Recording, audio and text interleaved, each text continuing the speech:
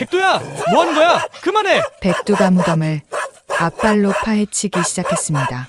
민재가 놀라서 백두를 말렸지만 백두는 멈추지 않았어요. 오히려 더 필사적으로 땅을 팠습니다. 날카로운 소리와 함께 흙이 사방으로 튀었어요. 형! 백두 완전히 미친 것 같아! 민수가 달려와서 백두를 잡으려 했지만 백두는 있는 힘을 다해 저항했습니다. 1년 동안 짖지 않던 백두가 크게 짖으며 계속 땅을 팠어요. 발톱에서 피가 나기 시작했지만 멈추지 않았습니다. 그 모습을 본 순간 민재의 등골이 서늘해졌어요. 이건 단순한 행동이 아니었습니다. 백두의 눈에는 절박함이 가득했어요. 반드시 뭔가를 찾아야 한다는 듯이요. 그때 백두의 발톱이 뭔가 딱딱한 것에 부딪혔습니다. 백두가 갑자기 멈췄어요. 그리고는 구멍을 들여다보며 낮게 울기 시작했습니다. 뭐가 있는 거야? 흙 사이로 하얀색 무언가가 보였습니다. 순간 민재의 심장이 멎는 것 같았어요. 이건 유골함 같은데? 아버지의 무덤에서 백두의 미친 행동과 유골함, 도대체 어떤 사연인지 함께 끝까지 지켜봐 주세요. 그 전에 구독과 좋아요 눌러주시면 오늘 하루 행복하실 겁니다. 시작하겠습니다. 새벽 3시. 또다시 백두의 울음소리가 어둠을 갈랐어요. 그 소리를 들을 때마다 민재의 가슴이 찢어지는 것 같았습니다. 벌써 1년째였어요. 아버지가 돌아가신 후로 백두는 매일 같은 시간에 일어나 울부짖었습니다. 민재는 침대에서 일어나 창문 너머로 마당을 내다봤어요. 달빛 아래 백두의 모습이 보였습니다. 예전에는 그렇게 윤기나고 풍성했던 인털이 이제는 푸석푸석했어요. 늠름했던 진돗개의 모습은 온데간데 없었습니다. 또 시작이네. 옆에 누워있던 서연이 한숨을 쉬며 말했어요. 약사인 아내도 백두 때문에 잠을 설친 지 오래였습니다. 미안해. 내가 어떻게든 해볼게. 민재는 슬리퍼를 신고 마당으로 나갔어요. 차가운 밤 공기가 얼굴을 스쳤습니다. 백두야. 부르는 소리에도 백두는 꿈쩍하지 않았어요. 그저 서재 쪽을 바라보며 낮게 울고 있을 뿐이었습니다. 마치 그곳에 누군가 있는 것처럼요. 민재는 백두 옆에 쪼그려 앉았습니다. 손을 뻗어 등을 쓰다듬었어요. 뼈가 만져질 정도로 말라 있었습니다. 아빠 보고 싶구나. 나도 보고 싶어. 그 순간 민재의 목이 메었습니다. 1년 전 그날이 떠올랐어요. 아침에 멀쩡하게 신문을 읽으시던 아버지가 갑자기 가슴을 움켜쥐고 쓰러지셨습니다. 병원에 도착했을 때는 이미 늦었어요. 의사는 급성심근경색이라고 했습니다. 하지만 뭔가 이상했어요.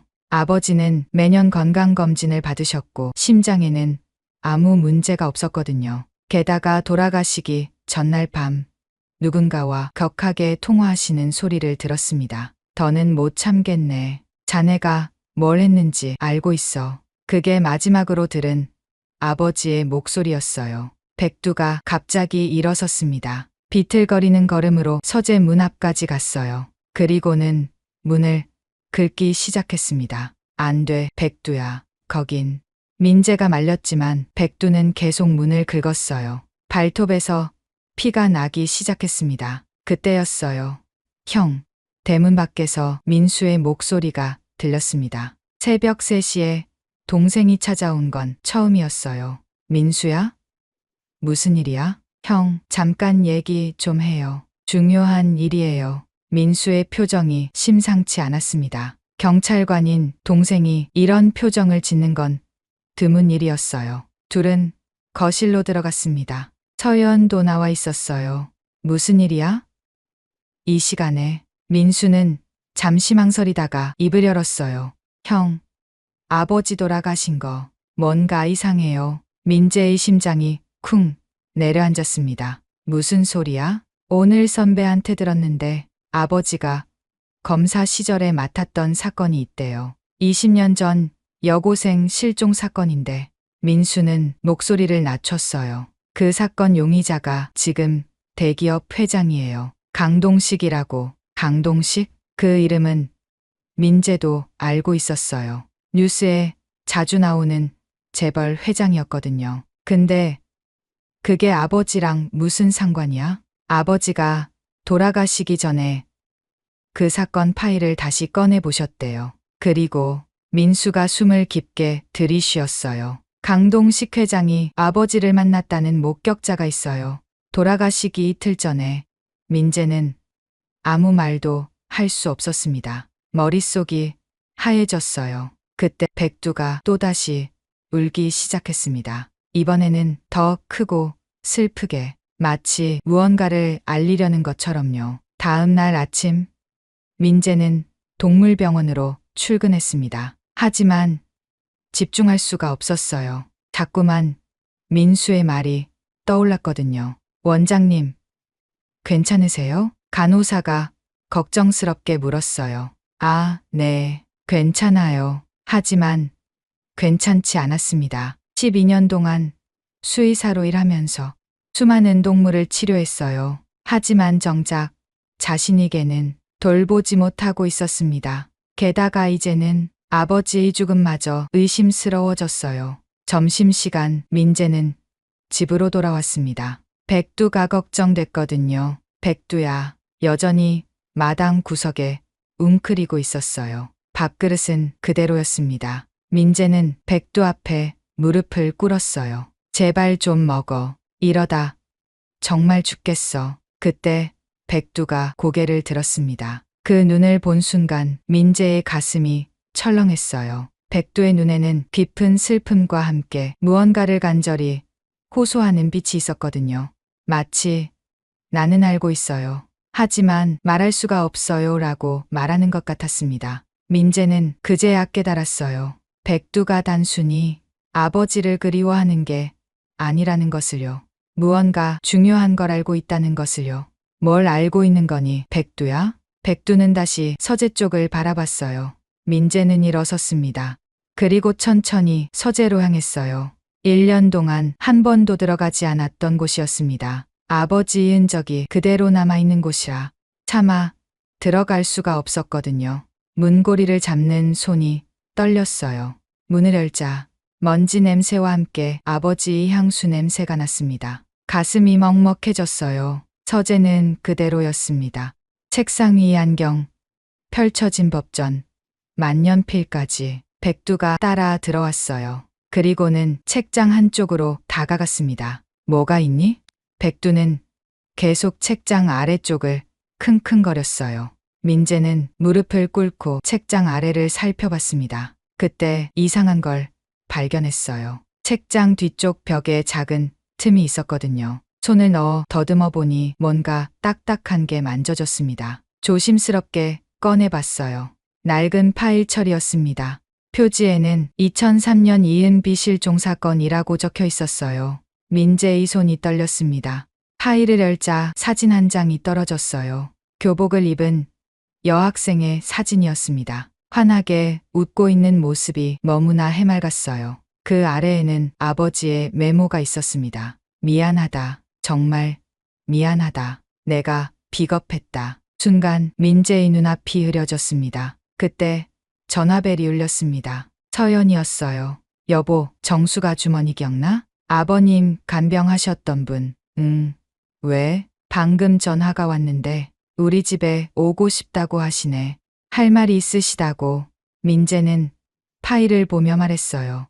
그래, 오시라고 해. 뭔가 퍼즐 조각이 맞춰지기 시작하는 것 같았습니다. 백두가 왜 매일 새벽 3시에 울었는지, 왜 서재 앞에 서서 성였는지, 그리고 아버지가 왜 그렇게 갑작스럽게 돌아가셨는지 모든 답이 이 파일 안에 있을 것 같았어요. 민재는 백두를 바라봤습니다. 너는 처음부터 알고 있었구나. 백두는 꼬리를 살짝 흔들었어요. 1년 만에 처음이었습니다. 민재는 거울 앞에서 검은 넥타이를 메고 있었어요. 손이 자꾸 떨려서 매듭이 잘 안 지어졌습니다. 여보, 준비됐어? 서연이 검은 한복을 입고 들어왔습니다. 그녀의 눈도 벌써 붉어져 있었어요. 응, 거의 다 됐어. 민재가 돌아서는 순간 밖에서 이상한 소리가 들렸습니다. 왕왕, 백두였어요. 1년 만에 처음으로 짖는 소리였습니다. 둘은 급히 밖으로 나갔어요. 백두가 대문 앞에서 꼬리를 흔들며 서 있었습니다. 믿을 수 없는 광경이었어요. 백두가 꼬리를 흔들어? 서연이 목소리에 놀라움이 가득했습니다. 더 놀라운 건 백두가 차 쪽으로 걸어가고 있다는 거였어요. 비틀거리긴 했지만 스스로 움직이고 있었습니다. 백두야, 너 알고 있는 거야? 오늘이 무슨 날인지? 민재가 물었지만 백두는 그저 차 문 앞에서 기다리고 있을 뿐이었어요. 그때 민수가 도착했습니다. 형, 백두가 밖에 나와 있네? 그러게, 아까부터 이상해. 민수도 놀란 표정을 감추지 못했어요.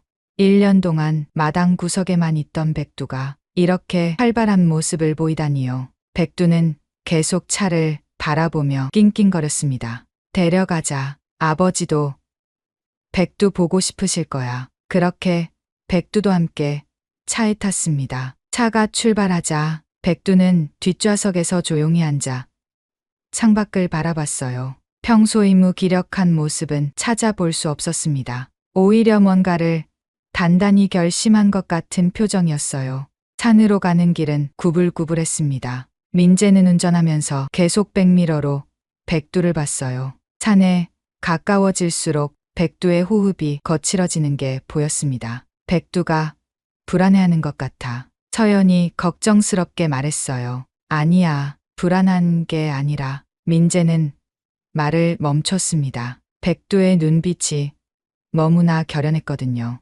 마치 오늘 반드시 해야 할 일이 있다는 것처럼요. 산소에 도착했을 때 3월의 찬바람이 불어왔습니다. 주차를 하고 내리자마자 백두가 먼저 뛰어내렸어요. 그리고는 한 방향으로 빠르게 걸어가기 시작했습니다. 마치 길을 알고 있는 것처럼 앞서갔습니다. 아버지의 무덤이 보이자 민재의 가슴이 쿵 내려앉았습니다. 1년 만에 다시 보는 아버지의 무덤. 잔디는 잘 자라 있었고 비석도 깨끗했어요. 아버지, 민재가 무덤 앞에 무릎을 꿇었습니다. 눈물이 저절로 났어요. 백두도 무덤 앞에 왔습니다. 그리고는 한참을 가만히 서 있었어요. 마치 아버지와 대화를 나누는 것 같았습니다. 백두도 할아버지가 보고 싶었구나. 민수가 백두의 머리를 쓰다듬으며 말했어요. 가족들은 차례를 지내기 시작했습니다. 아버지가 좋아하시던 막걸리도 부어드리고 좋아하시던 음식들도 차렸어요. 그런데 그때였습니다. 갑자기 백두가 이상한 행동을 시작했어요. 백두가 무덤 옆 땅을 앞발로 긁기 시작했습니다. 백두야, 뭐 하는 거야? 민재가 놀라서 백두를 말렸지만 백두는 멈추지 않았어요. 오히려 더 필사적으로 땅을 팠습니다. 날카로운 소리와 함께 흙이 사방으로 튀었어요. 형, 백두가 완전히 미친 것 같아. 민수가 달려와서 백두를 잡으려 했지만 백두는 있는 힘을 다해 저항했습니다.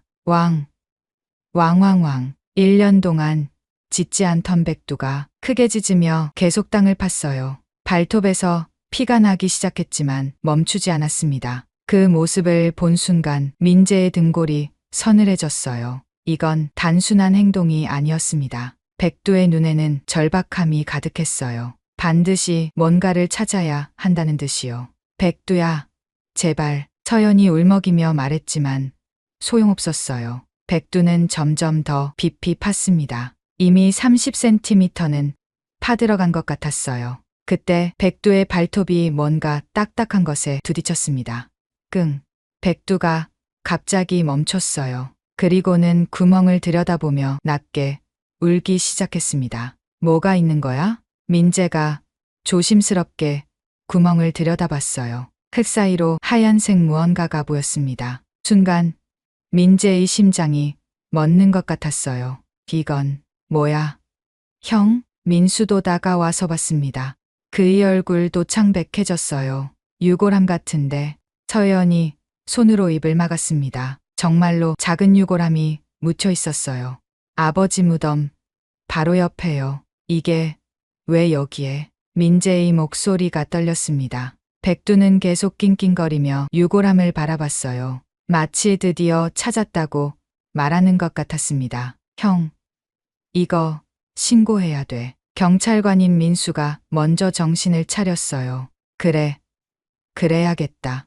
민재가 전화기를 꺼냈지만 손이 너무 떨려서 번호를 제대로 누를 수가 없었어요. 30분 후 경찰이 도착했습니다. 신고하신 분이 누구시죠? 제가 신고했습니다. 민수가 자신의 신분을 밝히며 상황을 설명했어요. 경찰관들이 조심스럽게 유골함을 꺼냈습니다. 함 앞면에 작은 명패가 붙어 있었어요. 이은비, 2003년생. 그 이름을 듣는 순간 민재는 숨이 막혔습니다. 어제 서재에서 발견한 파일 속 소녀, 바로 그 이은비였어요. 형, 이거. 민수도 알아챘습니다. 둘 다 같은 생각을 하고 있었습니다. 일단 조사를 해봐야겠습니다. 불법 매장일 가능성이 높아요. 경찰관이 사진을 찍으며 말했어요. 백두는 이제 조용해졌어요.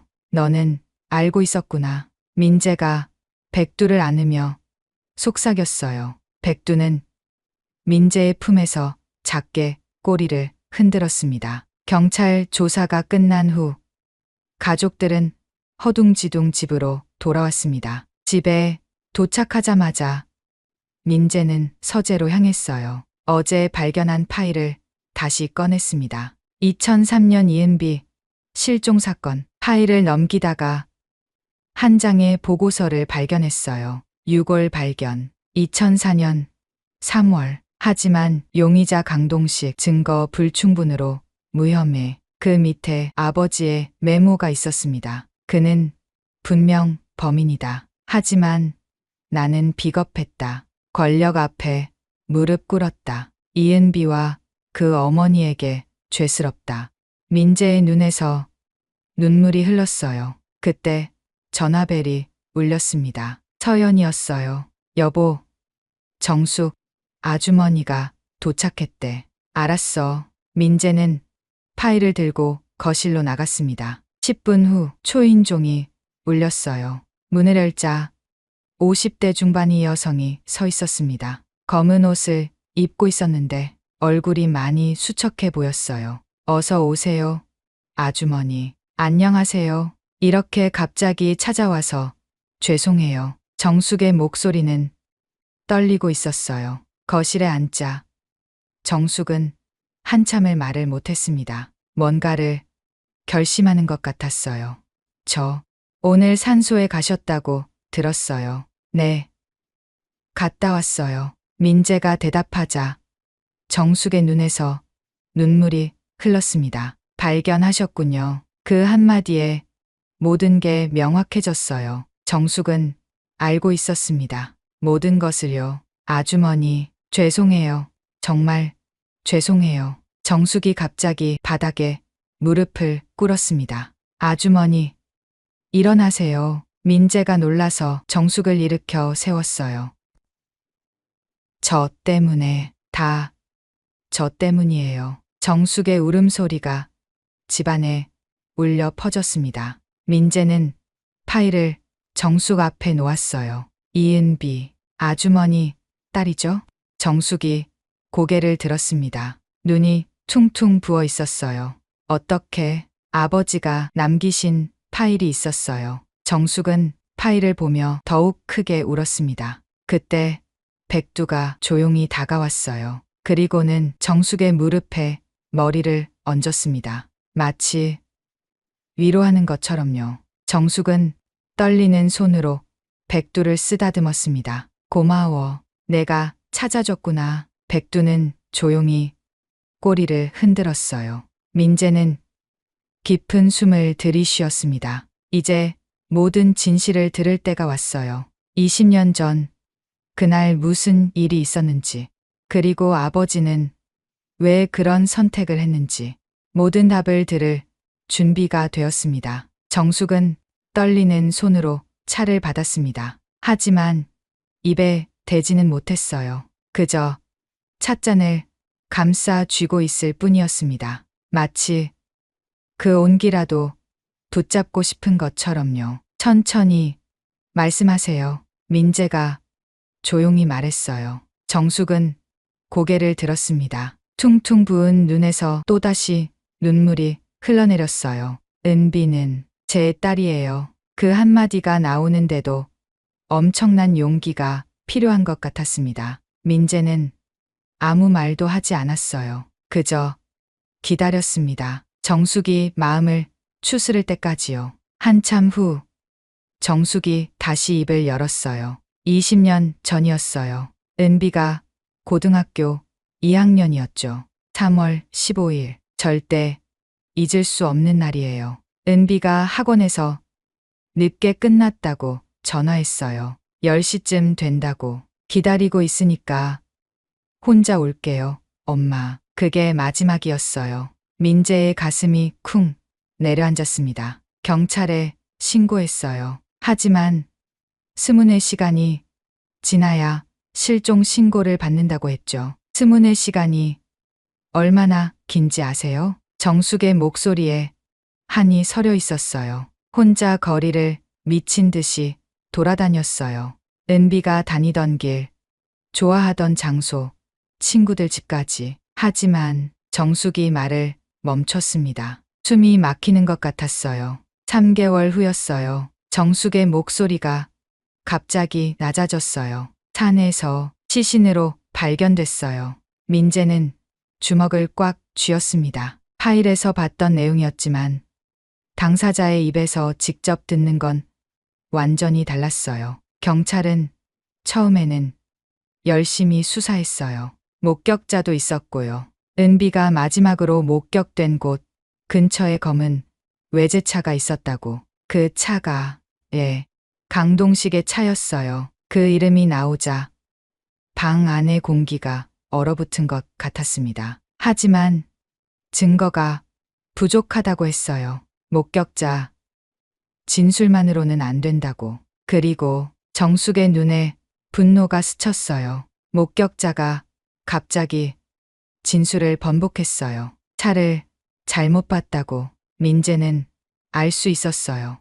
돈과 권력이 진실을 덮었다는 것을요. 그때 사건을 맡은 검사가 바로 아버님이었어요. 정숙이 민재를 바라봤습니다. 머릿속이 하얘졌습니다. 처음엔 정말 열심히 하셨어요. 밤낮 없이 증거를 찾으려고 애쓰셨죠. 저한테도 희망을 주셨어요. 반드시 범인을 잡겠다고. 정숙의 목소리에 슬픔이 묻어났어요. 하지만 어느 날부터 달라지셨어요. 피하시더라고요. 전화도 안 받으시고. 민재는 아버지의 일기가 떠올랐습니다. 나중에 알았어요. 위에서 압력이 들어왔다는 걸.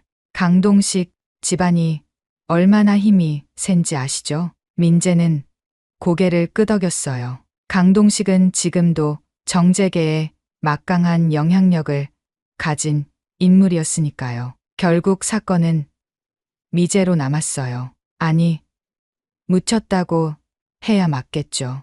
저는 미쳐버릴 것 같았어요. 딸은 죽었는데 범인은 떳하게 살아가고 있으니까요. 백두가 정숙에게 더 가까이 다가갔어요. 따뜻한 체온을 나누려는 것처럼요. 그렇게 20년이 흘렀어요. 저는 간병인 일을 하며 하루하루 버텼죠. 그런데 정숙이 잠시 말을 멈췄어요. 작년에 아버님이 저를 찾아오셨어요. 민재가 몸을 앞으로 기울였습니다. 말기 암이라고 하셨어요. 시한부 인생이라고. 그리고는 정숙의 눈에서 또 눈물이 흘렀어요.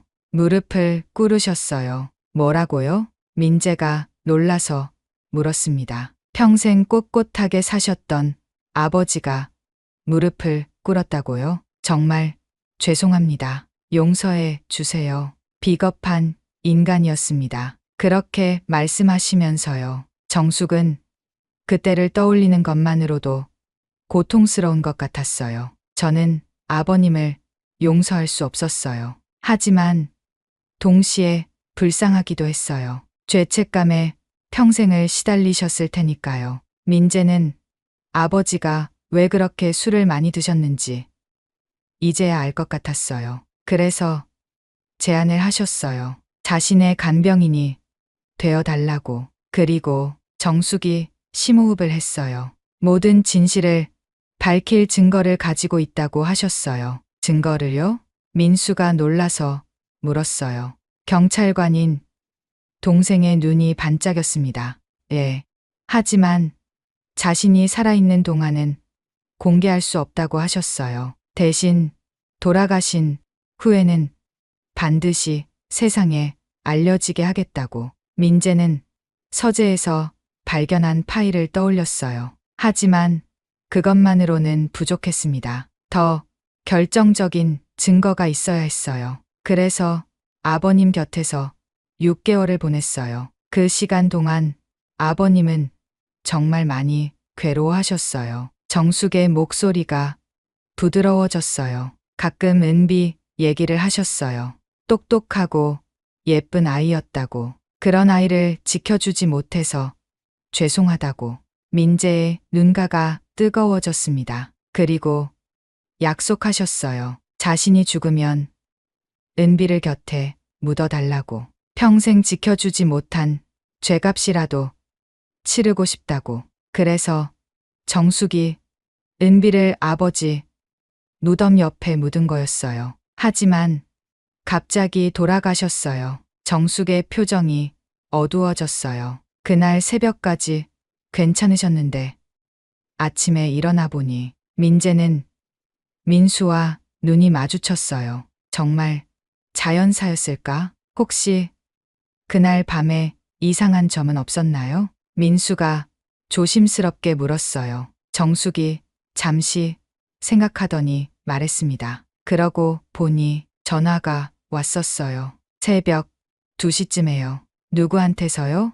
모르겠어요. 아버님이 받으셨는데 목소리가 많이 높아지셨어요. 이제 와서 무슨 소리냐 하고 하셨던 것 같아요. 민재는 그날 밤 들었던 아버지의 목소리를 떠올렸어요. 더는 못 참겠네. 자네가 뭘 했는지 알고 있어. 그게 강동식과의 통화였을까요? 그리고 아버님이 뭔가를 급하게 쓰시는 걸 봤어요. 서재에서요. 뭘 쓰셨는지 아세요? 아니요. 하지만 백두가 계속 곁에 있었어요. 마치 지키는 것처럼요. 그때 백두가 일어섰어요. 그리고는 서재 쪽을 바라봤습니다. 민재도 일어섰어요. 잠깐만요. 민재는 서재로 갔습니다. 백두도 따라왔어요. 서재에 들어서자 백두가 또다시 책장 아래쪽으로 갔어요. 어제와 같은 곳이었습니다.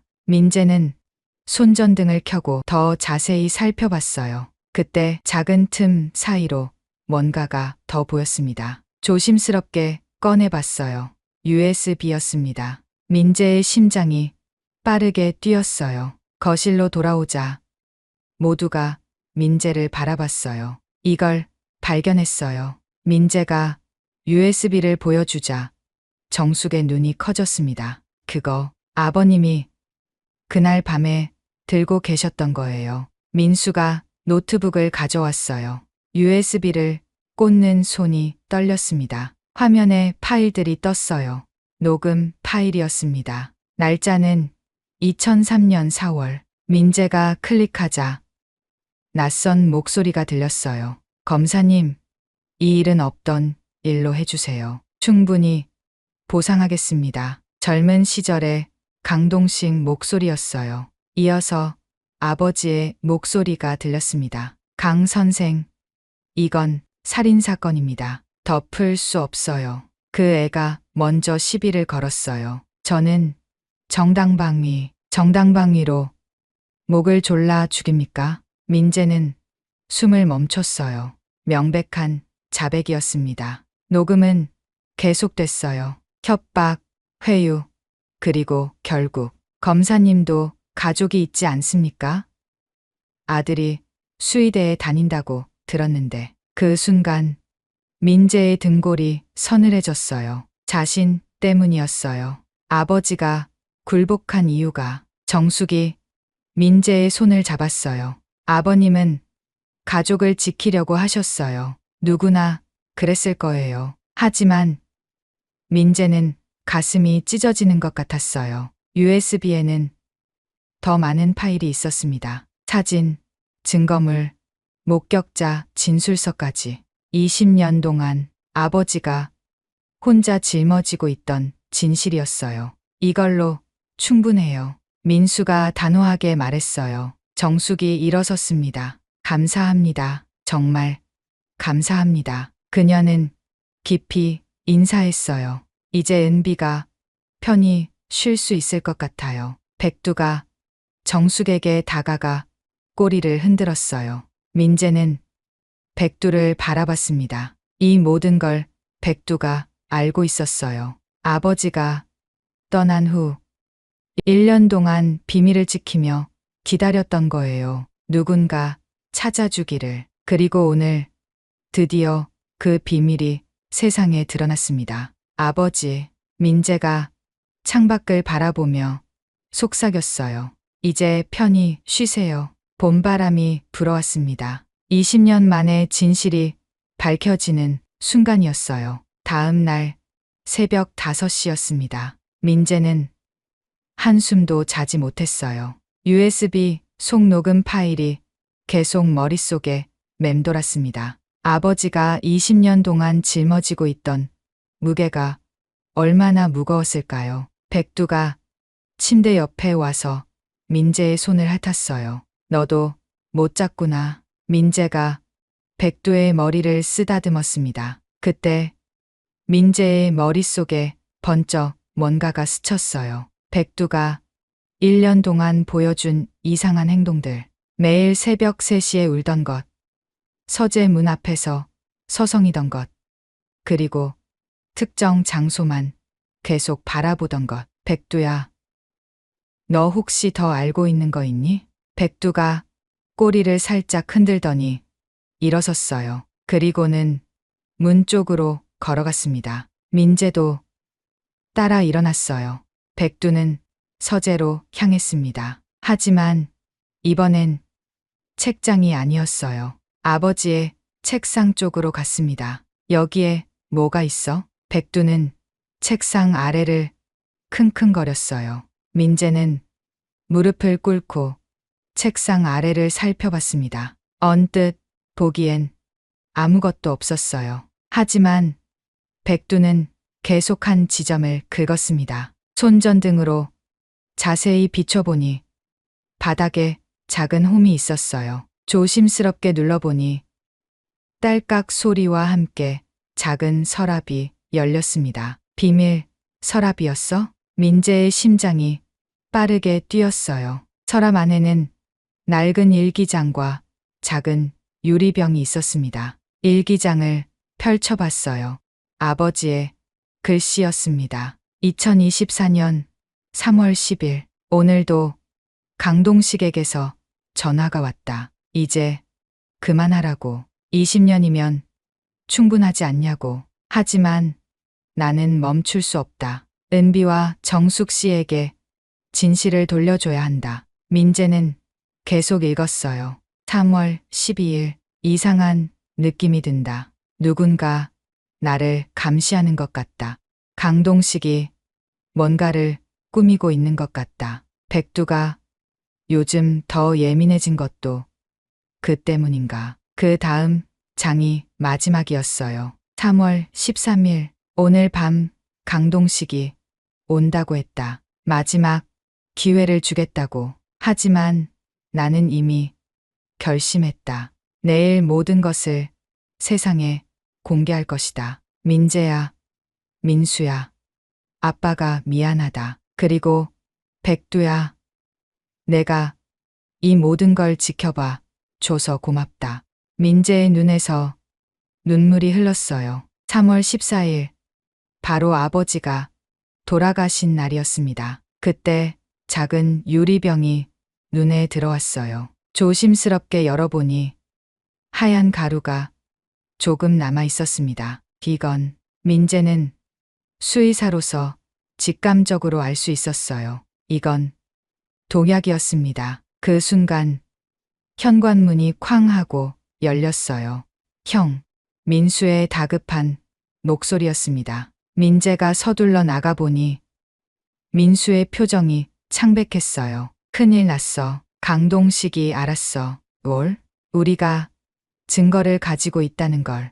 방금 경찰서에 압력이 들어왔어. 수사하지 말라고. 민재의 가슴이 철렁했어요. 그리고 형, 조심해. 협박 전화도 왔어. 아버지처럼 되고 싶지 않으면 조용히 있으라고. 그 말에 민재의 온몸에 소름이 돋았어요. 아버지처럼. 그건 명백한 살해 협박이었습니다. 민수야, 이것 좀 봐. 민재는 일기장과 유리병을 보여줬어요. 민수의 얼굴이 더욱 굳어졌습니다. 이건 아버지가 살해당한 거야. 두 형제는 서로를 바라봤어요. 이제 확실해졌습니다. 그때 민재의 핸드폰이 울렸어요. 모르는 번호였습니다. 여보세요? 최민재 수의사님이시죠? 낯선 남자 목소리였어요. 차갑고 무거운 목소리. 누구시죠? 저는 강동식 회장님의 비서입니다. 회장님께서 만나고 싶어 하십니다. 민재는 주먹을 꽉 쥐었어요. 무슨 일로요? 아시지 않습니까?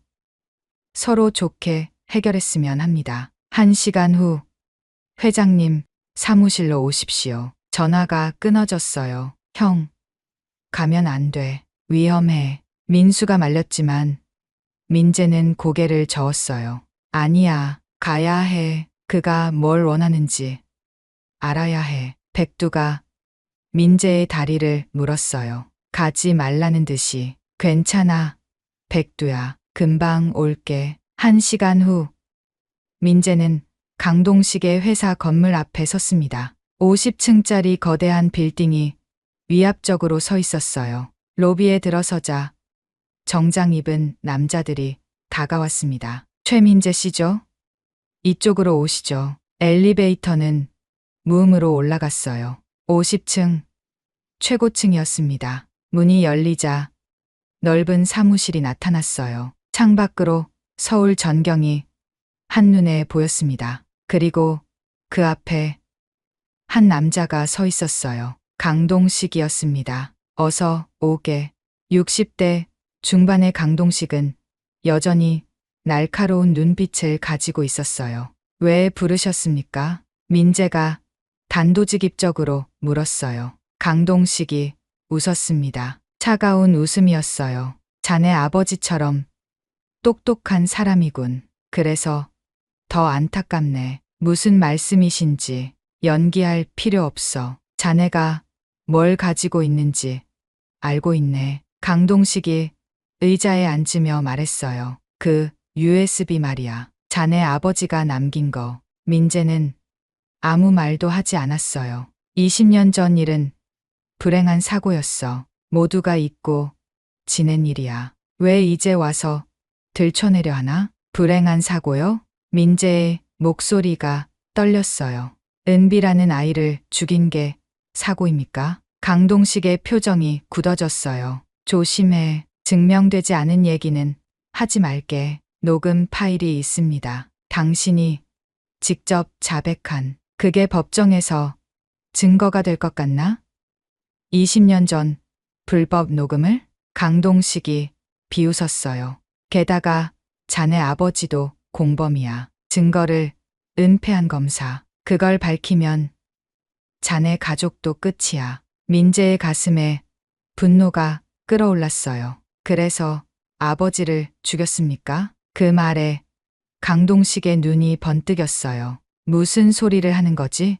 아버지가 자연사한 게 아니란 걸 알고 있습니다. 민재는 유리병 사진을 꺼냈어요. 이 독약 당신이 준 거죠? 강동식이 일어섰어요. 거대한 체구가 위협적이었습니다. 증거는 찾을 겁니다. 반드시. 허허.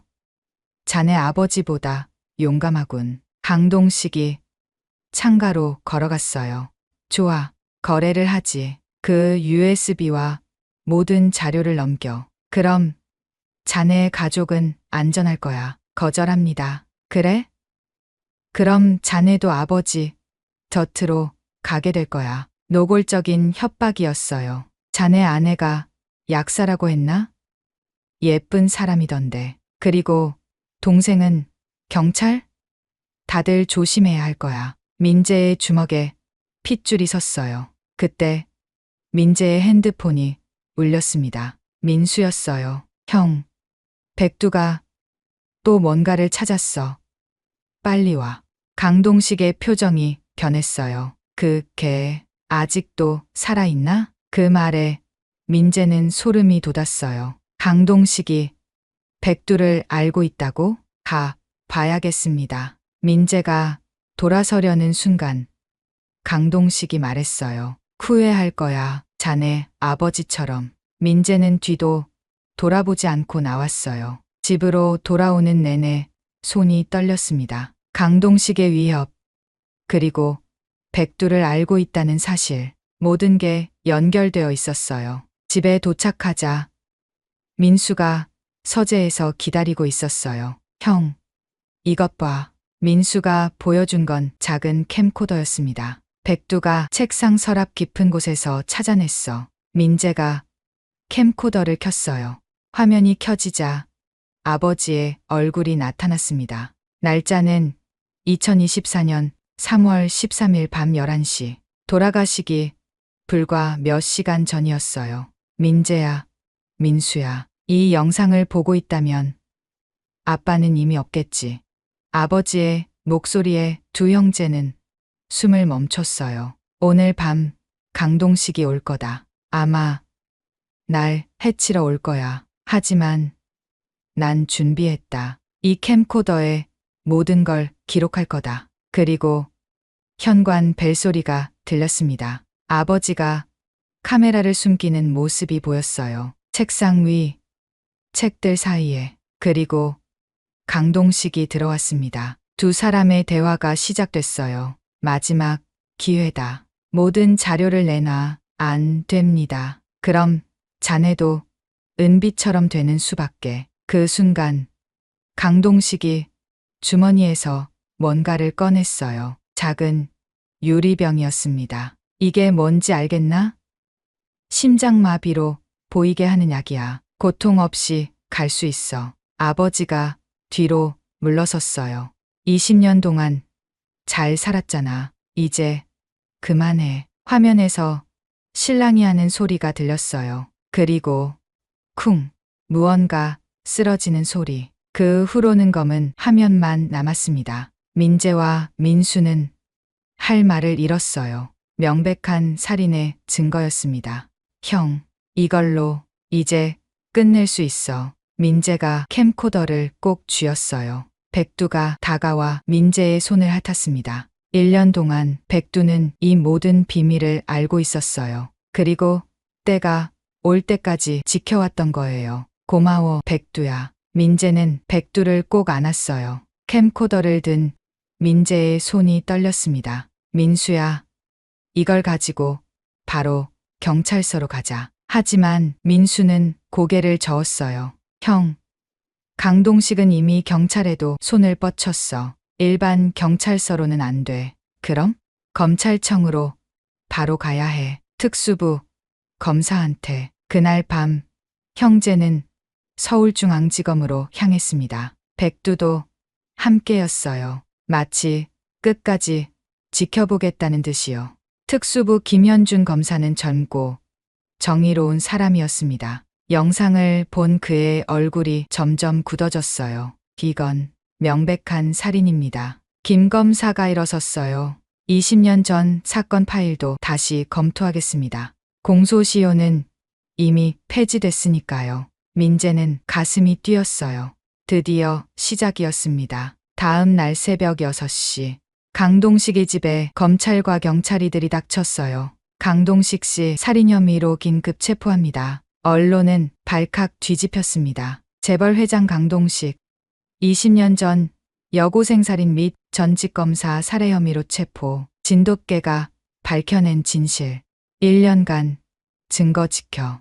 민재는 뉴스를 보며 눈물을 흘렸어요. 아버지, 이제야 끝났어요. 백두가 민재의 곁에 조용히 앉았습니다. 그 눈빛이 말하고 있었어요. 수고했어요. 이제 다 끝났어요. 일주일 후, 은비의 공식적인 장례식이 열렸습니다. 20년 만이었어요. 작은 장례식장이었지만 많은 사람이 왔습니다. 은비의 고등학교 친구들, 선생님들, 그리고 언론에서 소식을 듣고 온 시민들까지. 정숙은 검은 한복을 입고 영정 앞에 서 있었어요. 은비야, 엄마가 늦었구나. 미안해. 그녀의 목소리는 떨렸지만 이상하게도 평온했습니다. 민재 가족도 모두 참석했어요. 은비야, 이제 할아버지 곁에서 편히 쉬어. 민재가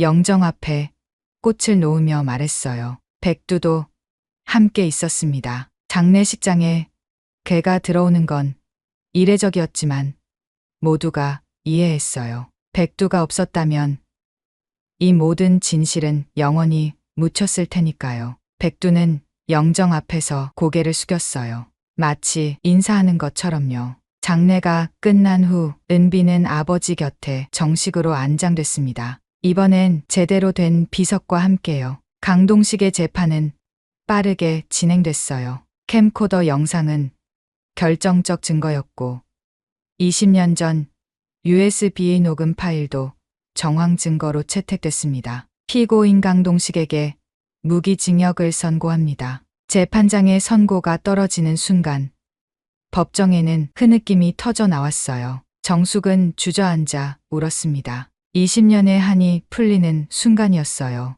민재도 눈물을 참을 수 없었습니다. 재판이 끝난 후 뜻밖의 일이 일어났어요. 아버지의 후배 검사들이 찾아왔습니다. 선배님은 비록 그때는 굴복했지만 끝까지 증거를 지키셨습니다. 진정한 검사였어요. 그들은 아버지의 명예 회복을 위해 움직이기 시작했어요. 몇 달 후 아버지는 공식적으로 명예가 회복됐습니다. 정의를 위해 목숨을 바친 검사로요. 그리고 민재에게도 변화가 찾아왔어요. 백두와 함께 사건을 해결한 이야기가 알려지면서 특별한 의뢰들이 들어오기 시작했습니다. 선생님, 우리 개가 이상해요. 자꾸 집 안 어딘가를 파려고 해요. 저희 고양이가 갑자기 특정 사람만 보면 숨어요. 민재는 깨달았어요. 동물들은 인간이 모르는 많은 것을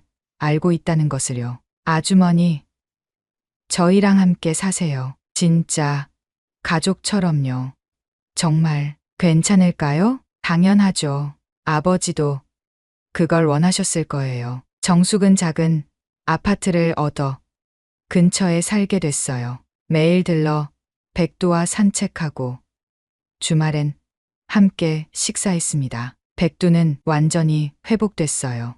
예전의 건강하고 활발한 모습으로 돌아왔습니다. 2년 후 봄, 다시 성묘의 계절이 왔어요. 이번엔 정말 온 가족이 함께였습니다. 산소는 예전과 달라 보였어요. 아버지 무덤 옆에 은비의 무덤이 나란히 있었고 주변엔 아름다운 꽃들이 피어 있었습니다. 할아버지, 은비야, 우리 왔어요. 정숙이 미소 지으며 말했어요. 은비도 이제 외롭지 않을 거예요. 백두가 하늘을 보고 짧게 짖었습니다. 왕, 성묘를 마치고 내려오는 길, 민재의 핸드폰이 울렸어요. 백두야, 또 내 도움이 필요한가 봐. 백두는 신나서 펄쩍 뛰었어요. 정숙이 웃으며 말했습니다. 그들은 산을 내려왔습니다. 뒤돌아보니 두 무덤이 평화롭게 나란히 있었어요. 햇살이 비석을 따뜻하게 비추고 있었습니다. 민재는 생각했어요. 정의는 때로 늦게 올 수 있지만 반드시 온다고. 그리고 진실은 어떤 형태로든 드러난다고.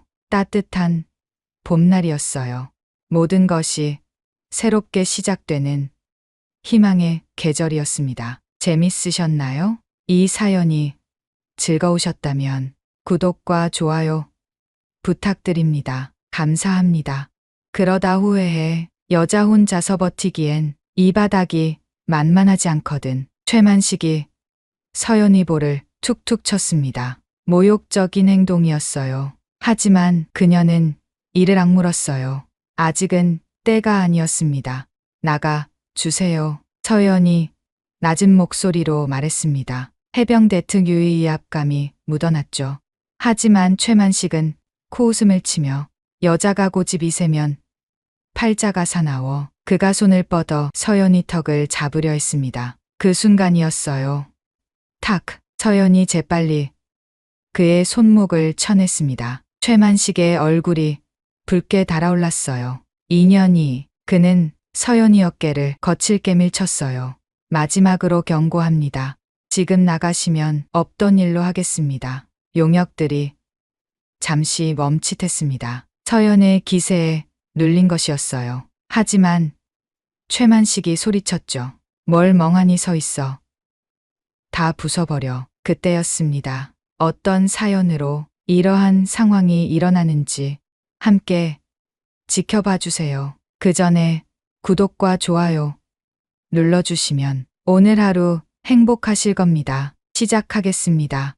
부산 자갈치 시장 이 저녁은 언제나 활기찼습니다. 갈매기들이 하늘을 맴돌고 짭짤한 바다 냄새가 골목을 가득 채웠죠.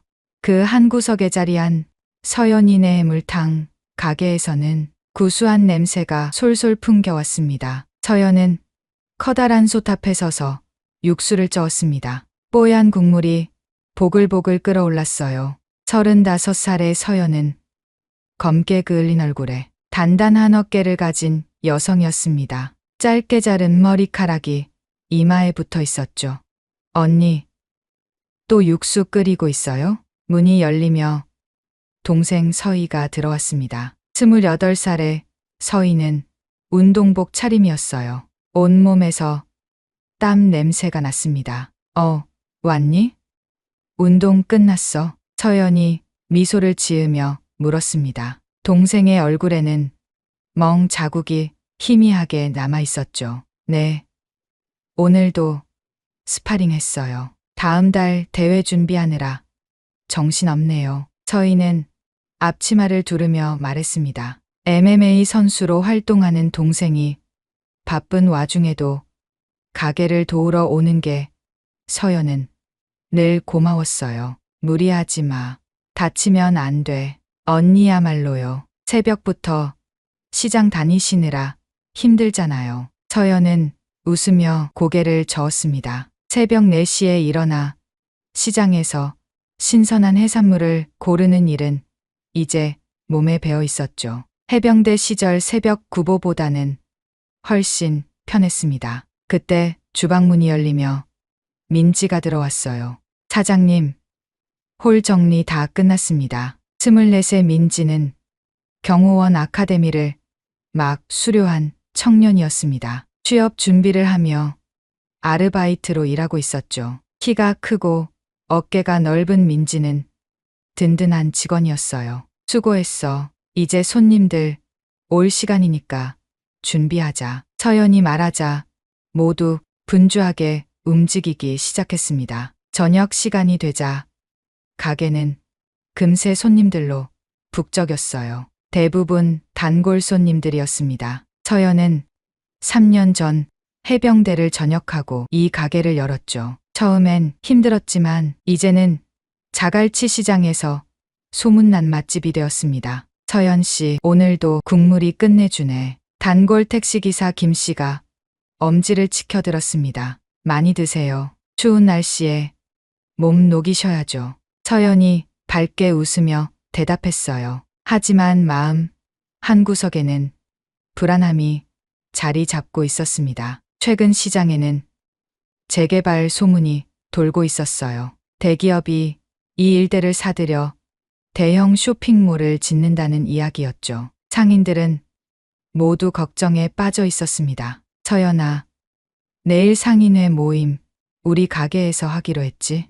옆 가게 주인 박 씨가 물었습니다. 네, 알고 있어요. 내일 저녁 7시죠? 맞아. 이번엔 정말 중요한 회의야. 재개발 문제를 어떻게든 해결해야 해. 박 씨의 얼굴에 근심이 가득했습니다. 서연도 마음이 무거웠어요. 이 가게는 단순한 생계수단이 아니었습니다. 저녁 후 새로운 삶을 시작한 곳이었고 소중한 추억이 깃든 공간이었죠. 해병대 시절을 떠올렸습니다. 수색대에서 복무하며 겪었던 힘든 일들, 그리고 그것을 이겨내며 얻은 강인함, 그 경험이 지금 이 서연을 만들었어요. 언니, 괜찮아요? 저희가 걱정스럽게 물었습니다. 서연은 고개를 끄덕였어요. 응, 괜찮아. 우리가 이겨낼 거야. 하지만 마음속 불안은 쉽게 가시지 않았습니다. 뭔가 큰일이 일어날 것 같은 예감이 들었죠. 저녁 8시가 되었습니다. 손님들이 하나둘 빠져나가고 가게가 조금 한산해졌어요. 그때였습니다. 딸랑 문이 열리며 낯선 남자들이 들어왔습니다. 모두 검은 정장 차림이었어요. 앞선 남자는 배가 불룩 나온 중년이었습니다. 번들거리는 머리에 금목걸이를 했죠. 뒤따라 들어온 3명의 남자들은 덩치가 컸습니다. 본능적으로 위험을 감지했습니다. 어서 오세요. 서연이 차분하게 인사했습니다. 중년 남자가 느릿느릿 가게를 둘러보았습니다. 그의 눈빛은 차가웠죠. 여기가 서연이네 물탕이군. 소문 많이 들었소. 서연은 조심스럽게 대답했어요. 네, 무엇을 도와드릴까요? 일단 앉지. 이야기 좀 하자고. 남자들이 구석 테이블에 자리를 잡았습니다. 서연은 서희와 민지에게 눈짓을 보냈어요. 술 좀 가져와. 비싼 걸로. 남자가 턱짓하며 말했습니다. 서연이 소주를 가져다 주자 남자는 입꼬리를 올렸어요. 자기소개를 안 했군. 나는 최만식이라고 하오. 이 동네 재개발 관련해서 일하는 사람이지. 서연의 심장이 빠르게 뛰기 시작했습니다. 드디어 올 것이 왔구나 하는 생각이 들었죠. 아, 네. 서연 씨, 맞지?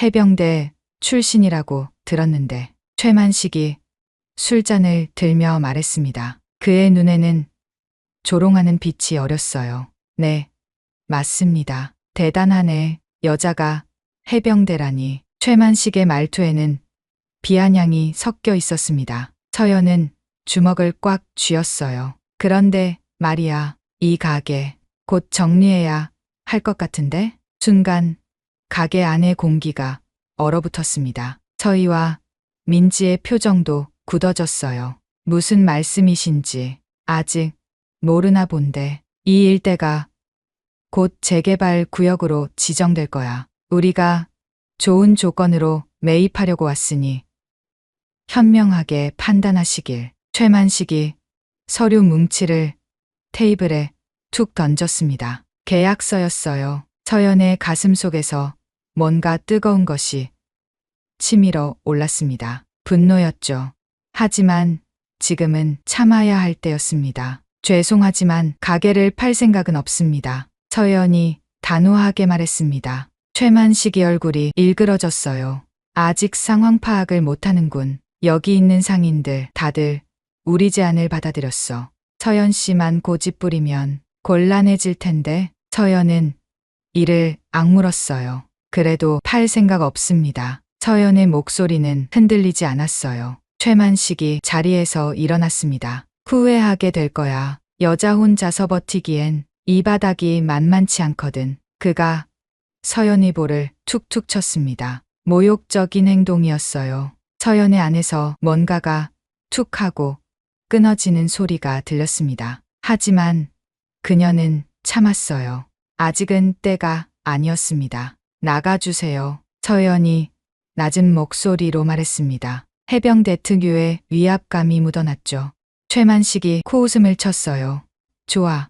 오늘은 이만 가지. 하지만 다시 올 거야. 그때는 이렇게 점잖게 끝나지 않을 거라고. 남자들이 우르르 일어났습니다. 문이 쾅 닫히고 가게 안에는 무거운 침묵이 내려앉았습니다. 언니, 서희가 걱정스럽게 다가왔어요. 서연은 떨리는 손을 꽉 쥐었습니다. 괜찮아. 다 괜찮을 거야. 하지만 그녀도 알고 있었습니다. 이것은 시작에 불과하다는 것을. 민지가 주먹을 불끈 쥐었습니다. 사장님, 저희가 지킬게요. 절대 그런 놈들한테 지지 않을 거예요. 서연은 고마운 마음에 미소를 지었어요. 하지만 가슴 한구석에는 두려움이 자리 잡고 있었습니다. 그날 밤 서연은 잠을 이루지 못했어요. 천장을 바라보며 생각에 잠겼습니다. 해병대를 전역하고 평범한 삶을 꿈꿨건만 또다시 싸워야 하는 상황이 온 것이었죠. 폭풍 전야의 부산밤은 그렇게 깊어가고 있었어요. 사흘이 지났습니다. 서연은 평소처럼 가게를 운영했지만 마음 한구석엔 늘 불안이 자리 잡고 있었어요. 언니, 오늘도 일찍 왔네요. 저희가 체육관 가방을 메고 들어왔습니다. 얼굴에 땀이 송글송글 맺혀 있었어요. 응. 오늘 상인회 모임이 있잖아. 준비할 게 많아서. 서연이 대답하며 테이블을 닦았습니다. 저녁 7시 상인들이 하나둘 모여들었습니다. 모두의 얼굴에는 걱정이 가득했어요. 재개발 소문 때문에 다들 잠을 못 이루고 있었죠. 서연아, 너희 가게에도 그 사람들이 왔다며? 과일 가게 김 사장이 물었습니다. 서연이 고개를 끄덕이자 다들 한숨을 쉬었어요. 우리 가게도 그래. 계약서들이 밀면서 협박하더라고. 이러다 정말 쫓겨나는 거 아냐? 상인들의 목소리에는 두려움이 묻어났습니다. 회의가 한창일 때였습니다. 쾅! 가게 문이 거칠게 열렸어요. 최만식과 용역들이 들어왔습니다. 6명의 건장한 사내들이 위압적으로 서 있었어요. 상인들의 얼굴이 하얗게 질렸어요. 아이고, 모임 중이었나? 딱 좋네. 최만식이 비웃으며 말했습니다. 그의 손에는 서류 가방이 들려 있었죠. 나가주세요. 여긴 영업 중입니다. 서연이 차분하게 말했지만 목소리가 미세하게 떨렸어요. 최만식이 코웃음을 쳤습니다. 영업. 곧 문 닫을 가게가 무슨 영업이야. 그가 테이블에 서류를 쾅 내려놓았습니다. 상인들이 움찔했어요. 다들 잘 들어. 다음 주까지 계약하지 않으면 보상금 한 푼도 못 받아. 알아서 해. 노골적인 협박이었죠. 민지가 주방에서 나왔습니다. 그녀의 눈빛은 날카로웠어요. 경호원 훈련 때 배운 대로 상황을 빠르게 파악했죠. 용역들의 위치, 비상구까지의 거리, 사용할 수 있는 물건들을 순식간에 계산했습니다. 최 사장님, 정중히 부탁드립니다. 나가주세요. 서연이 다시 한번 말했어요. 하지만 최만식은 오히려 서연에게 다가왔습니다. 아직도 정신을 못 차렸나? 여자가 고집이 세면 팔자가 사나워진다고 했어. 그가 손을 뻗어 서연의 턱을 잡으려 했습니다. 그 순간이었어요. 탁! 서연이 재빨리 그의 손목을 쳐냈습니다. 해병대 근접 전투술의 기본 동작이었죠. 최만식의 얼굴이 붉게 달아올랐어요. 2년이 그가 술병을 집어들었습니다. 그리고 거침없이 테이블에 내리쳤어요. 쨍그랑 유리 파편이 사방으로 튀었습니다. 상인들이 비명을 질렀어요. 몇몇은 황급히 밖으로 뛰어나갔죠. 서연의 가슴 속에서 뭔가 뜨거운 것이 폭발할 것 같았습니다. 분노가 온몸을 타고 올라왔어요. 하지만 그녀는 이를 악물고 참았죠. 아직은 때가 아니었습니다. 이 동네가 곧 황금 땅이 될 텐데 고집 부리면 손해야. 똑똑히 봐. 최만식이 서연의 볼을 툭툭 쳤습니다. 모욕적인 행동이었어요. 서연의 눈가가 파르르 떨렸죠. 용역 중 한 명이 선반을 발로 찼습니다. 그릇들이 와장창 깨졌어요. 또 다른 용역은 의자를 집어던졌죠. 가게가 순식간에 엉망이 되어갔습니다. 서희가 주먹을 불끈 쥐고 앞으로 나서려 했어요. 하지만 서연이 손으로 막았습니다. 참아. 서연이 작게 속삭였어요. 서희는 입술을 깨물었습니다. MMA 선수로서의 자존심이 상했지만 언니의 말을 따랐죠. 여자 혼자서 버티기엔 이 바닥이 호락호락하지 않아. 특히 너처럼 고집 센 년은 더더욱. 최만식의 말에는 독이 묻어 있었습니다. 그는 서연의 어깨를 거칠게 밀쳤어요. 서연이 뒤로 물러났지만 넘어지지는 않았죠. 그때 민지가 조용히 움직였습니다. 그녀는 벽에 기대어 서서 용역들의 동선을 주시했어요. 만약의 사태에 대비한 것이었죠. 경호원 훈련 때 배운 대로 호흡을 가다듬었습니다. 오늘은 경고야. 다음엔 이 정도로 끝나지 않을 거라고 최만식이 침을 뱉듯 말했습니다. 그의 눈에는 잔인한 빛이 어렸어요. 남은 상인들이 구석에 모여 벌벌 떨고 있었습니다. 서연의 마음이 아팠어요.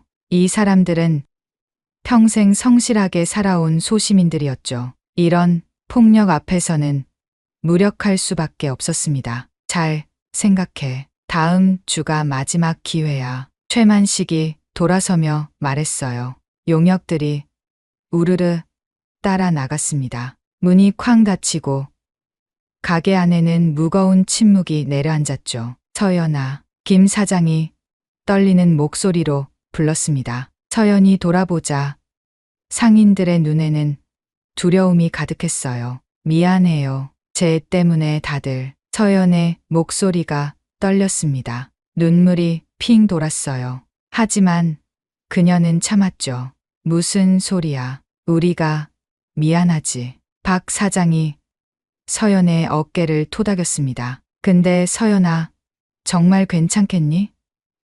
저 사람들, 보통 사람들이 아닌 것 같은데. 걱정이 묻어나는 물음이었어요. 서연은 심호흡을 했습니다. 그리고 해병대 시절을 떠올렸죠. 폭염 속에서 40kg 군장을 메고 행군하던 날들, 차가운 바닷물 속에서 극기 훈련을 받던 순간들, 그 모든 고통을 이겨내고 수색대원이 되었던 자신을 기억했어요. 제가 해병대 수색대 출신인 거 다들 아시죠? 서연이 조용히 말했습니다. 상인들이 고개를 끄덕였어요. 그때 배운 게 하나 있어요. 절대 물러서지 않는 거예요. 서연의 눈빛이 단단해졌습니다. 두려움은 여전했지만 그 안에 결의가 자리 잡았죠. 상인들이 하나둘 가게를 떠났습니다. 서연과 서희, 민지만 남았어요. 깨진 유리를 치우며 서희가 말했습니다. 언니, 정말 괜찮아요? 솔직히 무서워. 하지만 도망칠 순 없어. 서연이 대답했어요. 민지가 빗자루를 들며 말했습니다. 사장님, 제가 옆에 있을게요. 경호원 훈련 때 배운 게 헛되지 않았어요. 나도요, 언니. MMA는 괜히 배운 게 아니에요. 서희도 주먹을 쥐며 말했어요. 서연은 고마운 마음에 미소를 지었습니다. 하지만 마음 한구석에는 불안이 계속 자라나고 있었어요. 최만식의 위협은 진짜였습니다. 다음엔 정말로 더 큰 일이 벌어질 것 같았죠. 밤이 깊어갔습니다. 서연은 가게 문을 잠그며 하늘을 올려다봤어요. 별이 보이지 않는 도시의 밤하늘은 어둡기만 했죠. 엄마, 아빠, 절 지켜봐 주세요. 서연이 작게 중얼거렸습니다. 부모님은 그녀가 해병대에 있을 때 돌아가셨어요. 이제 이 가게가 부모님과의 마지막 연결고리였죠. 집으로 돌아가는 길, 서연은 계속 뒤를 돌아봤습니다. 누군가 따라오는 것 같은 느낌이 들었어요. 해병대 시절 배운 경계 본능이 발동했죠. 휴대폰이 울렸습니다. 모르는 번호였어요.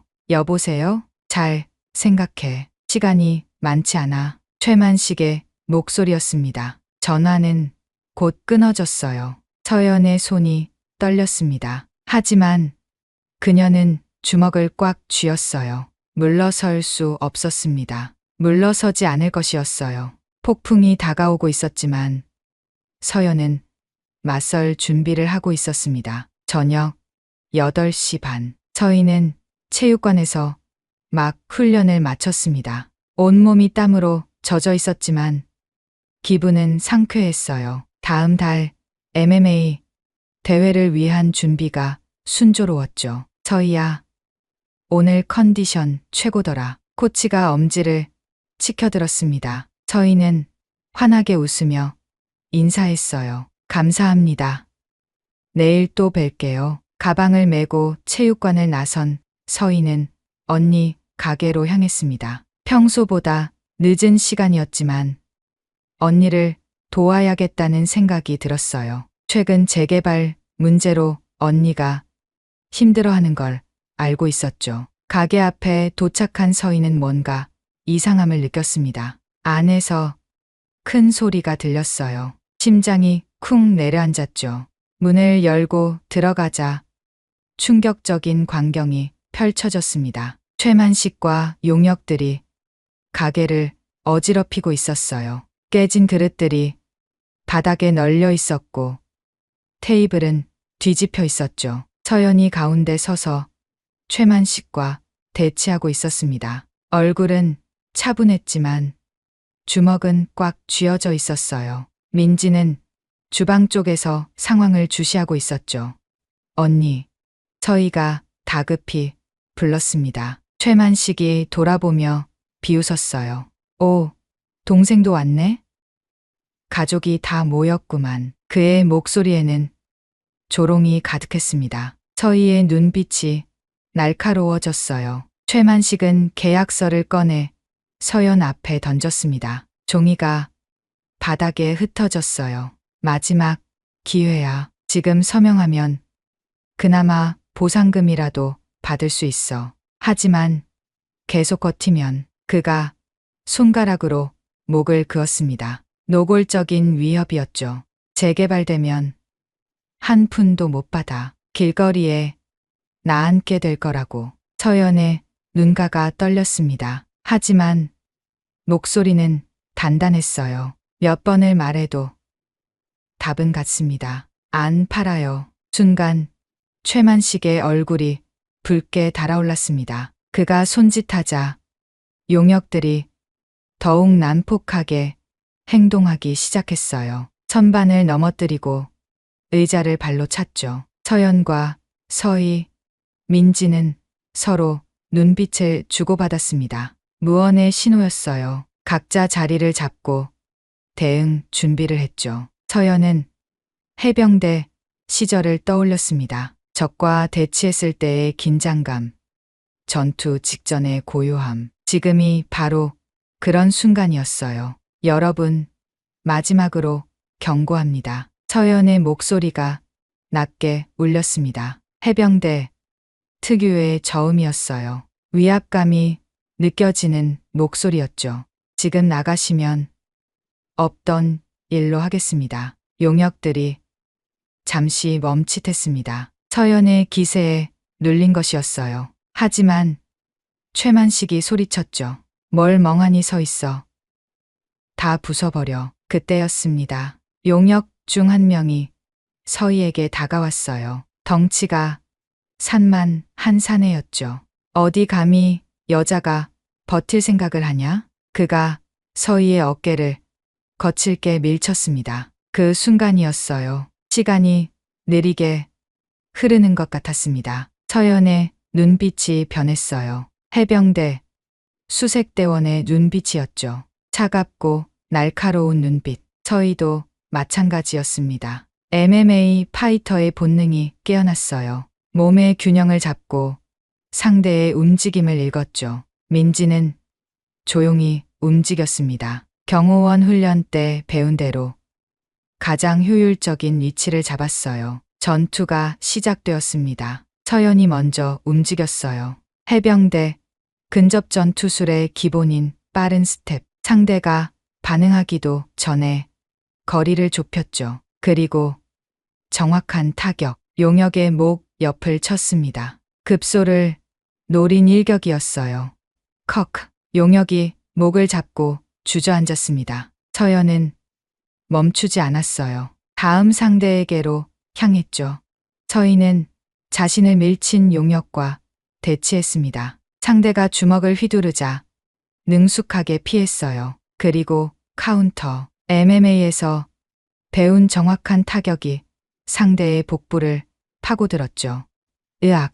용혁이 숨을 제대로 쉬지 못하며 뒤로 물러났습니다. 서희는 기회를 놓치지 않았어요. 로우킥으로 상대의 다리를 쳤고 균형을 잃은 상대를 테이크다운으로 바닥에 넘어뜨렸죠. 민지도 가만히 있지 않았습니다. 용혁 한 명이 그녀를 무시하고 지나가려 했어요. 큰 실수였죠. 민지는 상대의 팔을 잡고 관절기를 걸었습니다. 경호원 훈련 때 배운 기술이었어요. 상대의 힘을 역이용해 제압하는 기술이었죠.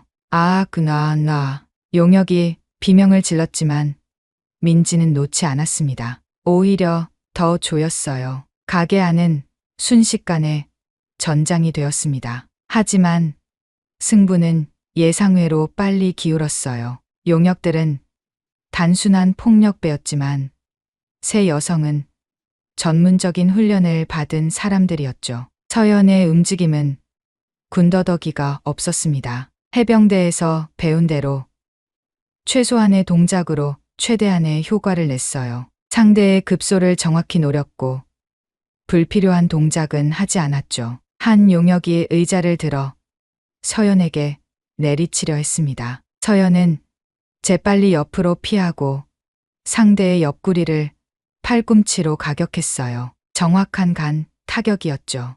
끄억. 용역이 의자를 놓고 쓰러졌습니다. 서연은 숨을 고르며 다음 상대를 주시했어요. 서희는 그라운드에서 상대를 완전히 제압했습니다. 안발을 걸어 상대의 팔을 꺾었어요. MMA에서 배운 서브미션 기술이었죠. 항복해. 서희가 외쳤지만 용혁은 버텼습니다. 서희는 어쩔 수 없이 압박을 더 강하게 했어요. 알았어.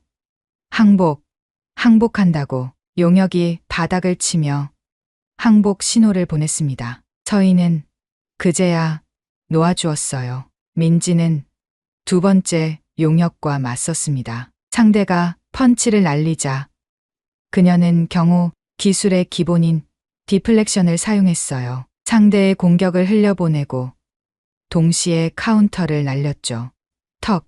정확한 턱 타격에 용혁이 비틀거렸습니다. 민지는 기회를 놓치지 않고 상대를 벽으로 밀어붙였어요. 그리고 무릎으로 복부를 가격했죠. 최만식은 믿을 수 없다는 표정으로 상황을 지켜봤습니다. 자신의 부하들이 여자들에게 제압당하고 있었어요. 그것도 일방적으로. 이게 무슨. 그가 더듬거리며 뒤로 물러났습니다. 이때 서연이 그를 향해 걸어왔어요. 차분하지만 위압적인 걸음걸이였죠. 최만식의 얼굴이 하얗게 질렸습니다.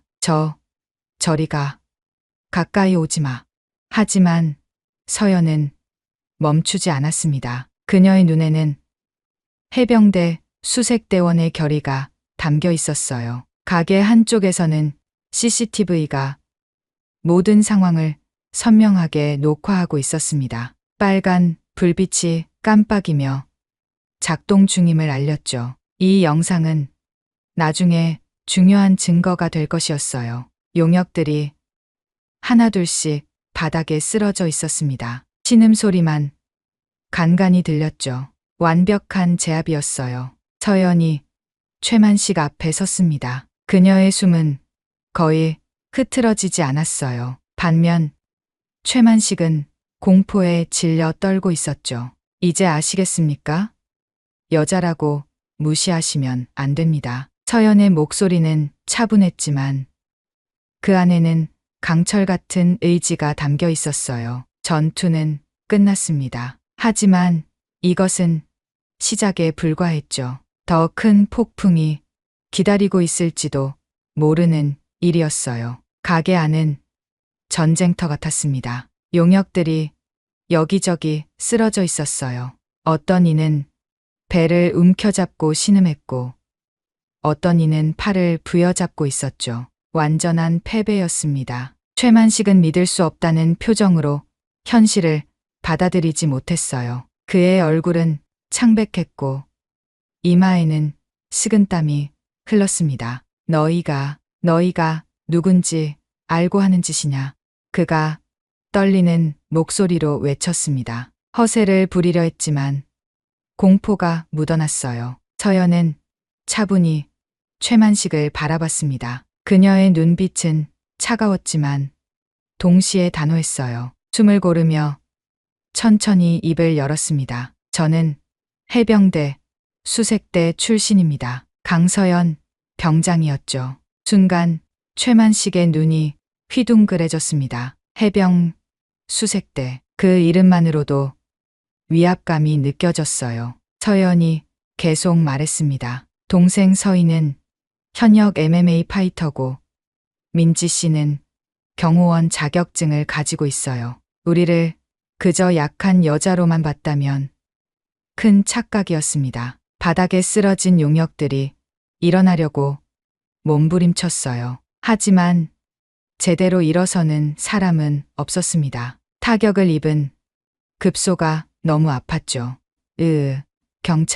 경찰 불러. 한 용역이 신음하며 말했습니다. 서연이 고개를 끄덕였어요. 좋은 생각이네요. 경찰을 부르죠. 서연이 휴대폰을 꺼냈습니다. 최만식의 얼굴이 더욱 하얗게 변했어요. 잠깐 기다려. 그가 다급히 외쳤습니다. 서연이 손을 멈추고 그를 바라봤어요. 뭘 기다리라는 거죠?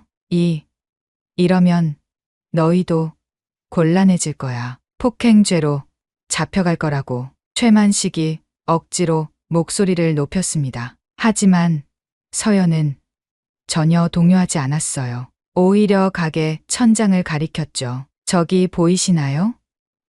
CCTV예요. 최만식의 시선이 천장으로 향했습니다. 빨간 불빛이 깜빡이는 CCTV가 있었어요. 그의 얼굴이 사색이 되었죠. 처음부터 끝까지 다 녹화되었습니다. 당신들이 먼저 가게를 부수고 우리를 위협했죠. 우리는 정당방위였을 뿐이에요. 서연의 말에 최만식은 할 말을 잃었습니다. 그녀가 계속했어요. 그리고 이 영상은 경찰뿐만 아니라 언론에도 제보할 생각입니다. 재개발 브로커들의 폭력적인 상인, 괴롭힘, 좋은 기사 제목이 될 것 같네요. 순간 최만식의 다리가 후들거렸습니다. 언론에 나간다면 그의 뒷배경까지 모두 드러날 것이었어요.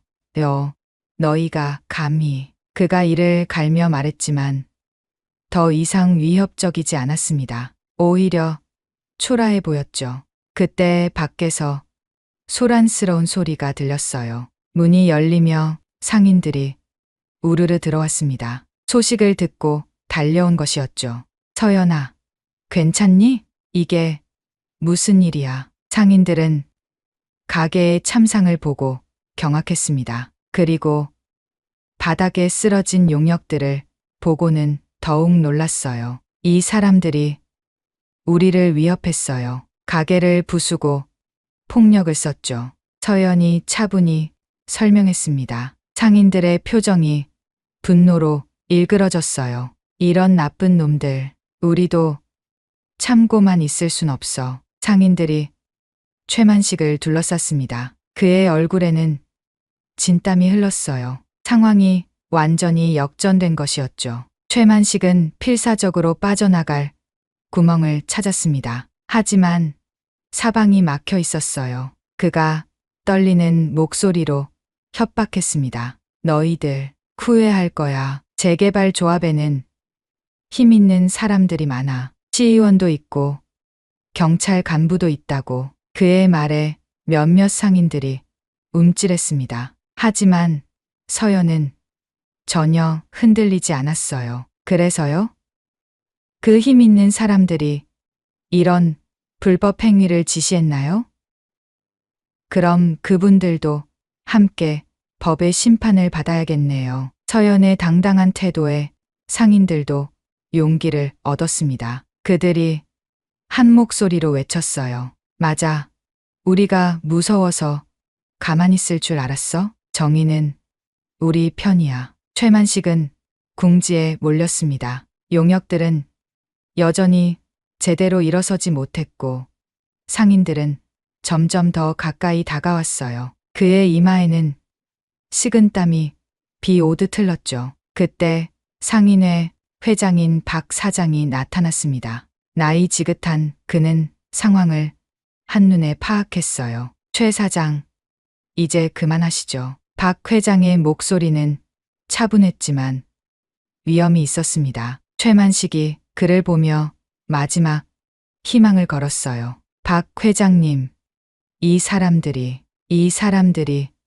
저희를 충분히 봤습니다. CCTV도 있다니 누가 잘못했는지는 명백하겠죠. 박 회장의 말에 최만식은 완전히 무너졌습니다. 그는 주머니를 뒤적이며 뭔가를 꺼냈어요. 두툼한 봉투였죠. 이거 오늘 일은 없던 걸로. 그가 봉투를 내밀었지만 서연은 단호히 거절했습니다. 필요 없습니다. 가져가세요.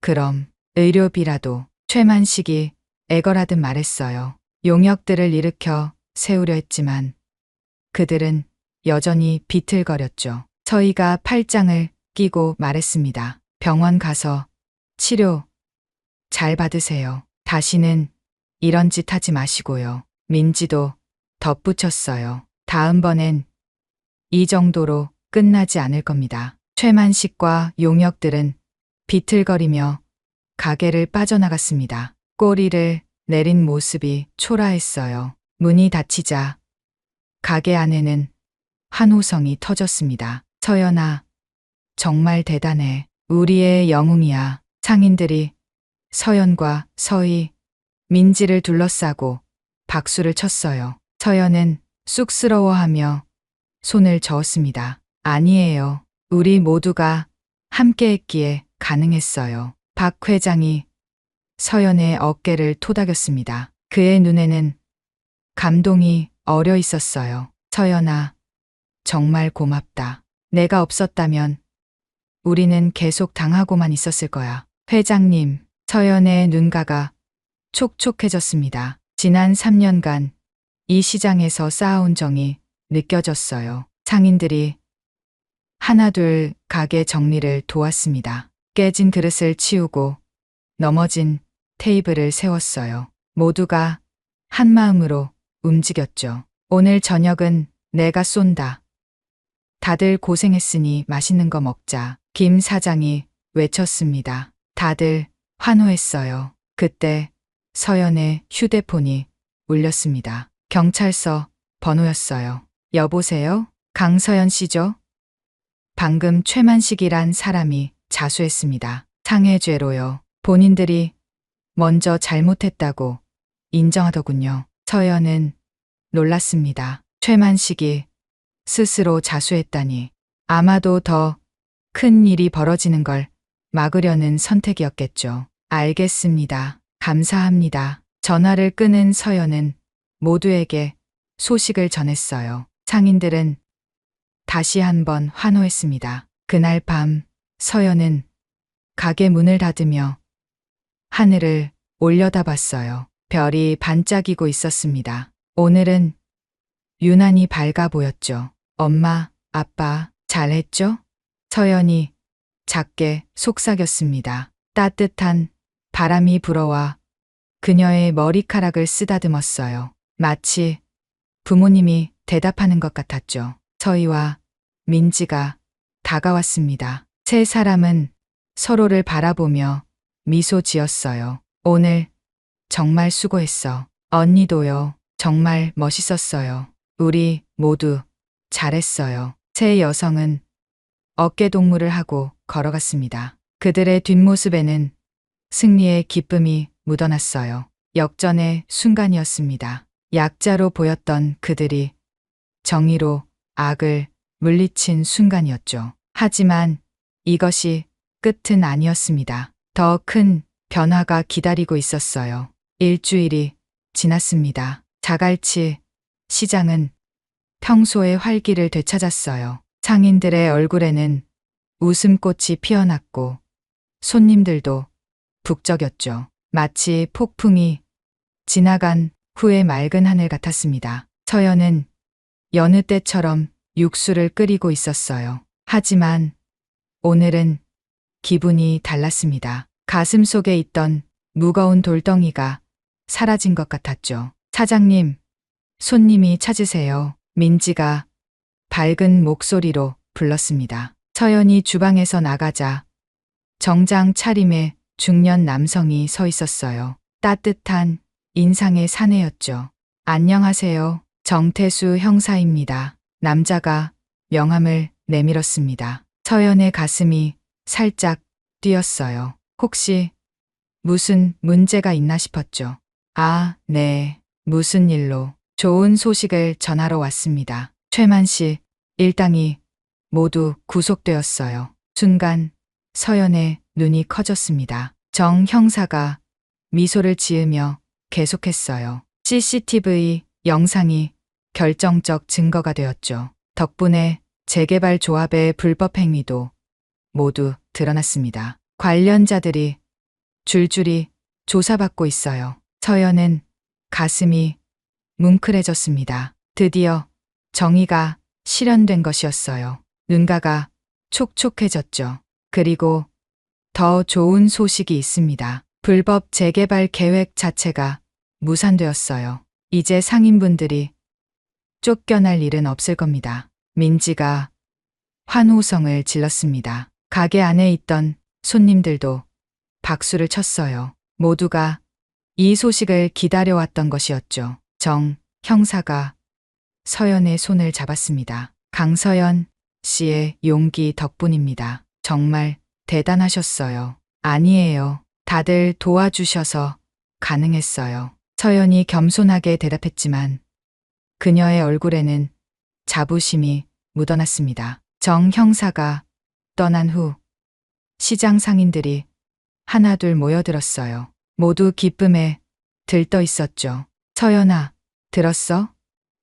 재개발이 무산됐대. 이제 안심하고 장사할 수 있겠어. 상인들의 목소리에는 안도감이 가득했습니다. 그들은 서연을 둘러싸고 감사 인사를 전했어요. 저녁이 되자 시장 한복판에서 잔치가 벌어졌습니다. 상인들이 십시일반으로 준비한 감사 잔치였어요. 테이블에는 맛있는 음식들이 가득했죠. 오늘의 주인공 강서연, 박 회장이 큰 소리로 외쳤습니다. 모두가 박수를 쳤어요. 서연은 쑥스러워하며 일어섰죠. 정말 감사합니다. 하지만 저 혼자 한 게 아니에요. 우리 모두가 함께 했기에 가능했습니다. 그때 서희가 숨을 헐떡이며 뛰어왔어요. 운동복 차림에 메달을 목에 걸고 있었죠. 언니,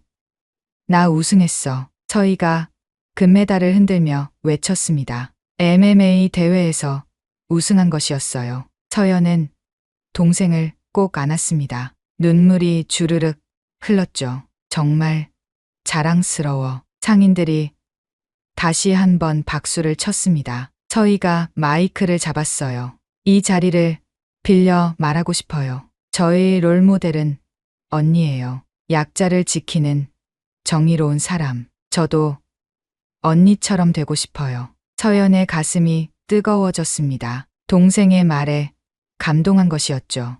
형제 간의 끈끈한 정이 느껴졌어요. 민지도 기쁜 소식을 전했습니다. 사장님, 저 대기업 경호팀에 합격했어요. 정말?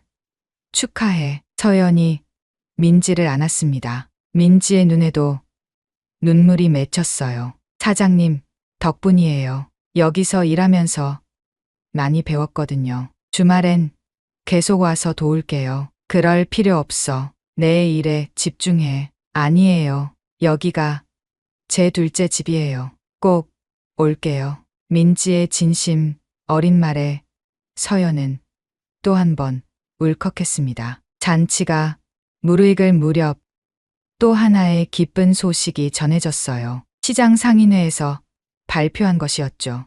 여러분, 우리 자갈치 시장이 전통시장 현대화 사업 우수 사례로 선정되었습니다. 환호성이 터졌습니다. 이것은 정부 지원금을 받을 수 있다는 뜻이었어요. 시장이 더욱 발전할 수 있는 기회였죠. 이것도 서연이 덕분이야. 우리가 단결할 수 있었잖아. 김 사장이 말했습니다. 다들 고개를 끄덕였어요. 밤이 깊어갔지만 잔치는 계속되었습니다. 상인들은 노래를 부르고 춤을 췄어요. 오랜만에 느끼는 진정한 기쁨이었죠. 서연은 잠시 자리를 벗어나 바닷가로 나갔습니다. 시원한 바람이 불어왔어요. 파도 소리가 정겹게 들렸죠. 하늘을 올려다보니 별이 총총했습니다. 서연은 깊은 숨을 들이쉬었어요. 가슴 가득 행복이 차올랐죠. 엄마, 아빠, 저 잘하고 있죠? 그녀가 작게 속삭였습니다. 바람이 머리카락을 쓰다듬었어요. 부모님이 대답하는 것 같았죠. 발걸음 소리가 들렸습니다. 서희와 민지가 다가왔어요. 언니, 여기 있었네? 바람 쐬러 나왔어. 세 사람은 나란히 서서 바다를 바라봤습니다. 달빛이 바다 위에 길을 만들었어요. 언니, 앞으로 어떻게 할 거예요? 민지가 물었습니다. 서연은 미소를 지었어요. 그냥 이대로 맛있는 해물탕 끓이고 손님들 맞이하고 평범하게 살 거야. 평범하다고요? 언니가 서희가 웃으며 말했습니다. 서연도 따라 웃었어요. 그래, 나름대로 특별한 평범이겠지. 세 사람이 함께 웃었습니다. 그들의 웃음소리가 밤바다에 퍼져나갔어요. 다음 날 아침, 서연은 평소처럼 새벽에 일어났습니다. 시장으로 가서 신선한 해산물을 골랐어요. 이제는 아무도 그녀를 위협하지 않았죠. 가게로 돌아와 육수를 끓이기 시작했습니다. 뽀얀 김이 피어올랐어요. 그 향기가 골목에 퍼져나갔죠. 서연이네, 해물탕이 제일이야. 지나가던 아주머니가 엄지를 치켜들었습니다. 서연은 환하게 웃으며 인사했어요. 점심시간이 되자 손님들이 몰려들었습니다. 그 중에는 새로운 얼굴들도 많았어요. 정의로운 해병의 이야기를 듣고 찾아온 사람들이었죠. 여기가 그 유명한 서연이네 해물탕이군요. 해병대 출신 사장님이 운영한다며요? 손님들이 호기심 어린 눈빛으로 서연을 바라봤습니다. 서연은 쑥스러워하며 주문을 받았어요. 가게는 그 어느 때보다 바빴습니다. 하지만 서연은 행복했어요. 이것이 그녀가 원했던 삶이었죠. 저녁이 되어 가게 문을 닫을 무렵 서연은 잠시 의자에 앉았습니다. 하루의 피로가 밀려왔지만 마음은 가벼웠어요. 창밖을 보니 시장 골목에 불빛이 하나둘 켜지고 있었습니다. 상인들이 저녁 준비를 하는 것이었죠. 평화로운 일상이 계속되고 있었어요. 서연은 일어나 앞치마를 벗었습니다. 그리고 가게 문을 잠그며 중얼거렸어요. 내일도 좋은 하루가 되겠지. 그녀의 얼굴에는 희망이 가득했습니다. 새로운 시작이었어요. 더 이상 두려워할 것도 싸워야 할 것도 없었죠. 서연은 집으로 향하는 발걸음을 옮겼습니다. 그녀의 뒷모습은 당당했고 평온했어요. 정의는 승리했고 일상은 계속되었습니다. 그것으로 충분했어요. 이야기 즐거우셨나요? 그렇다면 구독과 좋아요 부탁드립니다. 더 좋은 사연으로 찾아뵙겠습니다. 감사합니다.